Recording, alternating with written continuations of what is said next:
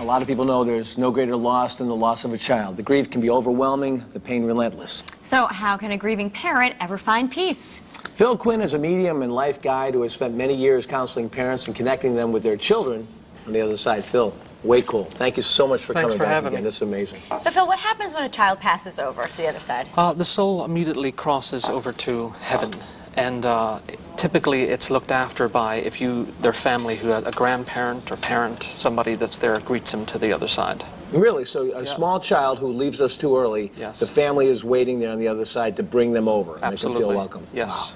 Now, does that soul continue to grow in heaven if they died at a young age? Yeah, the soul continues to age as if it would here on earth. So if a soul passed at 10, it would continue to age and age. So now, for the child that leaves early, are they aware of our pain here on this earth? Absolutely. So they know? Yes, they're absolutely aware of what you're suffering, what you're feeling, what you're going through as a family. So they know what's happening. So then how do the children help their grieving parents? By visiting them. Oh. Yeah, typically a lot of children will come through and they'll either come in their dreams, they'll let them know they survived death, they'll give them certain signs to know that they're around them.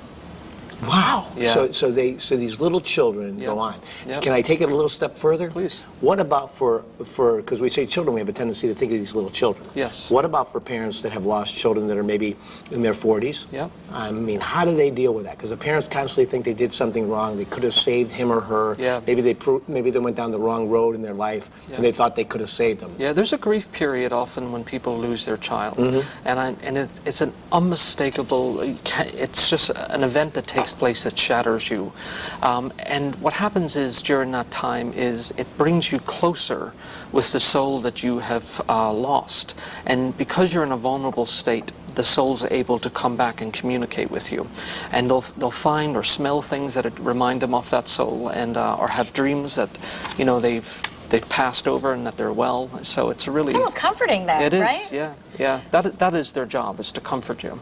And I'm assuming that goes out to siblings as well, not just parents? Yes, typically if they're twins and one twin has died and the other survived, they'll help get them through not only their grief but through their path on life. Now, just Phil, for the people that are watching this segment right now, a lot of them have not come out of the cave. It could be a year, it could be several years, and they just can't get over it. What do you recommend to help them, to reassure them that it's time for them to fly, that their children want them to celebrate life? Yeah, and that's an excellent point, because your child does want you to celebrate life. It doesn't want you to be in the depression or in the pain. And one of the things that you can do to help them help you is by communicating with them or talking with them.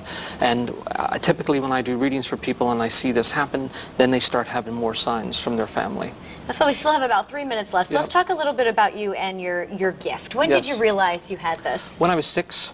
6? Yeah, 6 years old. What happened? Yeah, my grandmother had passed away, and she had come into my bedroom, and I'd known she was in the hospital. She says, "Philip, I'm going home now. I'll see you soon." And she looked beautiful, and she was flawless, and there wasn't a mark on her. And shortly thereafter, my mother came home and said that her mother had died early that night. And you already knew? I'd already known. But we keep the body in the house for 3 days and 3 nights in Europe. And on the 3rd day, she comes back. She says, "You have this gift. You have to use it as best you possibly can, but you won't understand what it means." So the older I get, I was able to see people, but I couldn't hear them. And then I could hear, but I couldn't see. And at 13, I could both see and hear. All right. So give us just one story, especially because we're talking about children that have passed. Could you give us an example of a parent that you worked with to help them make that bridge?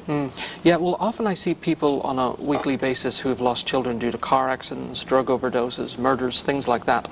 And they'll come in and sit down, and their child will come through. They'll say who they are, how they died, their relationship to you, the things that are going on in your life, and I simply just repeat that back. And then when the soul's done talking, you're free to ask questions of them.